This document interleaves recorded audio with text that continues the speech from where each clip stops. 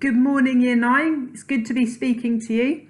I hope that you've had a good week so far and a good start to lockdown. I know it's very strange and it's not great to be stuck back at home again, okay, but we will get there, we will get to the end of it, and I hope that your lessons have been going well.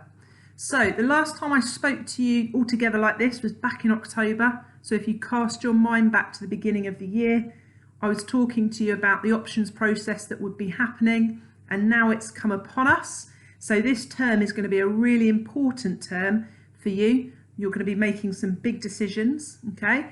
And although we're not at school in person and it might feel a little bit strange still to be going through it, everything is going to still be happening like it was, okay? So we're going to push forward and go through the options process and communicate with you lots of times to make everything really clear.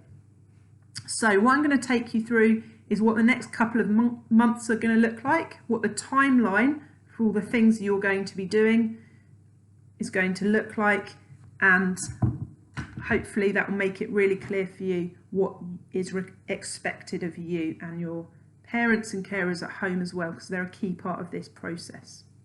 Okay.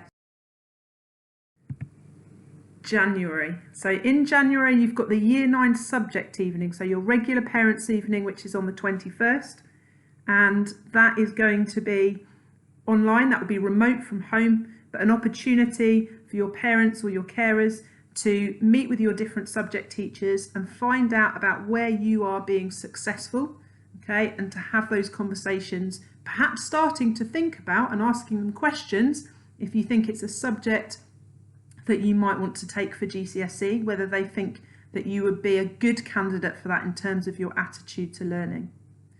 And then towards the end of this month, you'll receive the options handbook.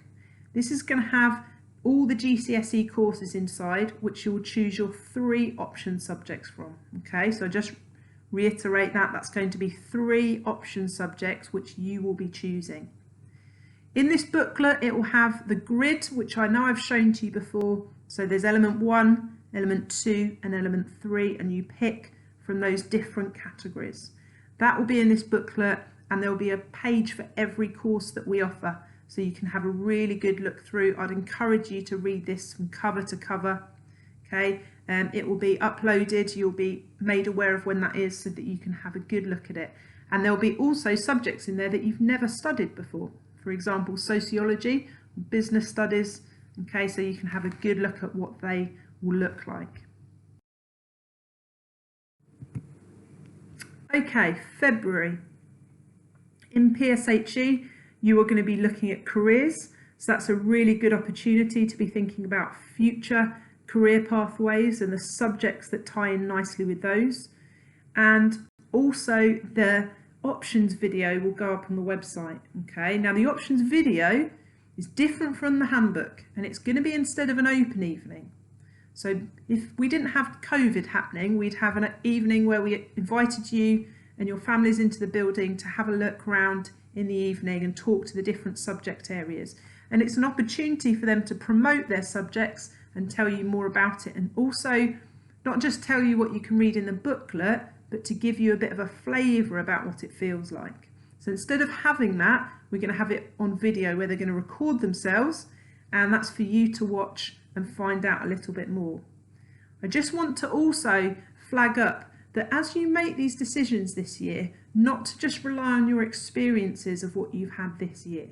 So because of COVID, we've had subjects like drama, like music and performing arts, design, art, where you've not been able to properly engage with practical aspects of the subjects. And some of those subjects are hugely practical.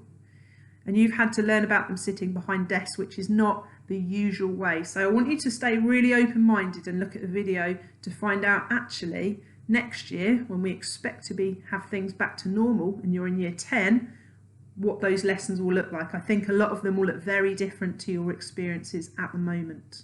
Okay. And just to add that your GCSE choices are really important. Okay, at this stage, they can.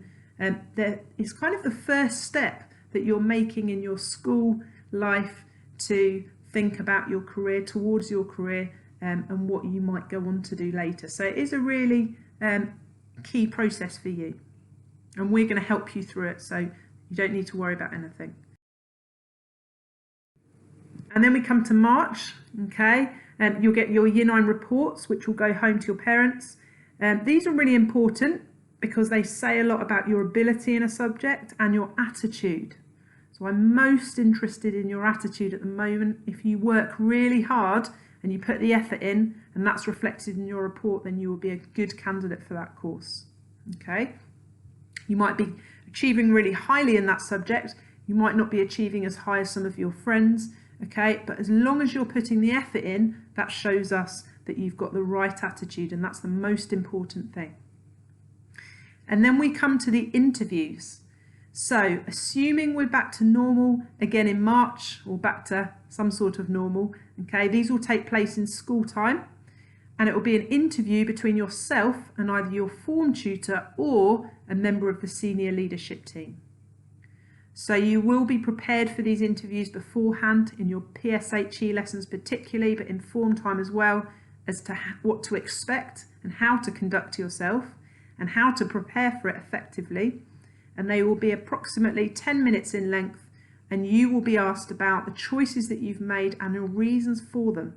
So it's really important that as you read the handbook and you watch the video, you think about why you want to do that course, and to have not just because my friend wants to do it as well. Okay, it has to be a really good reason about why you enjoy it or what you are looking forward to doing. Okay, so you might be asking yourself, how will I decide which subjects to choose? Okay, and that's a really important question. So like I showed you way back in October, your GCSE subjects will be divided into 3 categories. So there's element 1, which are the core subjects. Everyone does these, okay? So subjects like maths and English will be in there. You don't have any choice about them. They're just something as a City of Leicester student that you will be doing, okay? Then element 2 is something we call the EBAC subjects, and you have to choose at least one from this list. So these subjects will be history, geography, French, Spanish, computer science, and triple science will go in there as well. So you can choose more than one from that category, that's fine, but you choose at least one. Okay, and then element 3 are all the other subjects. Okay, so subjects like business studies and economics, drama, music, food tech, PE, as in the PE, the sports studies that you get an opportunity to do, not just core PE. Okay, you can choose up to 2 subjects from here. Now you might have chosen 2 subjects in element 2, which means you've got 1 left for element 3. That's fine. Okay, all those instructions will be really clear in the handbook. So how do you make those choices? Well, my first key bit of advice for you is choose from the subjects that you enjoy. You're going to be spending the next 2 years studying them, and you'll have more lessons a week than you do now because you'll be studying fewer subjects. So you have about 3 lessons a week on your option subjects. So if you do drama or performing arts at the moment, you've got 1 hour a week you'll be doing, or 2 hours a week, it will be 3 next year, okay? So they've got to be subjects that you're going to enjoy doing. Choose the subjects that you are good at. Usually these will be the same as the ones you enjoy. So it's always good to choose things that you are more successful in, because you're likely to do better in those subjects if you have particular skills in that area. So if you're quite practical minded and you like building things, okay, and designing, then maybe product design, for example, might be a subject for you. I know I made that sound I was quite generalised there. There's a lot more detail to what that subject entails and skills needed, okay, required. But for example, if you are quite a practical person, you might be choosing from something that's a bit more practical than something that's more theoretical, okay? And you'll be asked to put down a second and third backup choice, as your first choice can't be guaranteed.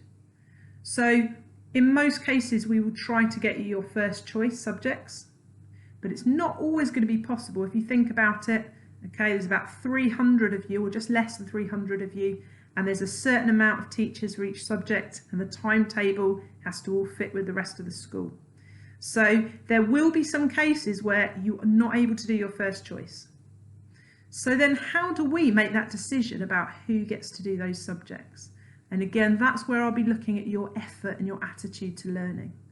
Okay, if there's 2 students who want to do a subject where there's only 1 place left, and one of them has got an outstanding attitude to learning and the others is only satisfactory, then it's more likely that the person who's got an outstanding attitude to learning in that subject will get that place. Okay, we'll obviously look at individual situations, but you want to be putting yourself in a good position.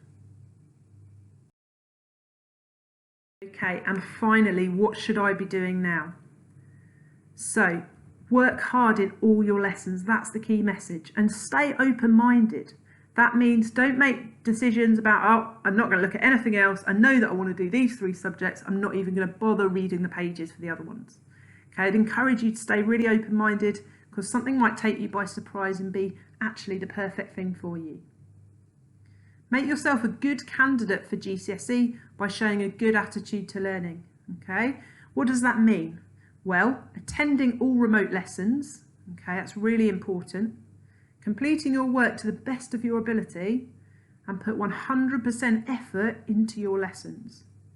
If you're doing those things, okay, then you'll be showing yourself a good or outstanding attitude to learning. So when you receive the options booklet at the end of January, I want you to read it through really carefully, read through all the subjects to find out more about them, and also look at it with your parents and carers as they can help advise you too. Okay. So I'm going to be writing to them this week, sending a letter home so they know about this process as well and they can support you. If you've got any questions about anything I've talked about that I haven't answered, so just think carefully, have I answered that question? Okay, then ask your form tutor, and if not, if they can't help you precisely, then come to me, email me, Miss Lidbury or Mrs. Powell, and we will certainly be able to answer your questions, okay, and give you a little bit of reassurance, I hope. Okay, all right, I'm going to leave that there. Thank you very much for listening. I hope you have a fantastic week, and I will speak to you about this again soon.